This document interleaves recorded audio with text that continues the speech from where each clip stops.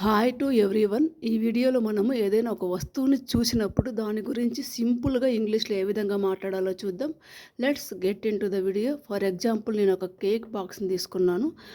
This is a cake box.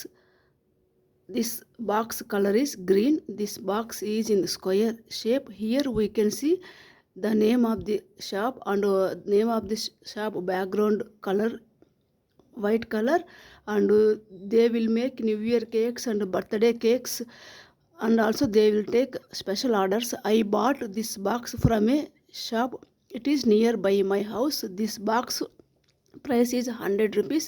It is lightweight, it is carry to anywhere. This box made from cardboard. This cardboard can be reusable. And also here, if we turn this box, we can see there are 3 designs. Those are in circle shape. There are 8 pieces of cake in this box. Those are in brown color. If we turn this box, we can see here 3 cakes with different type of flavors. There is a man standing and dropping a trash can. And also we can see address and phone numbers. If you like this video, please do like and subscribe to my channel.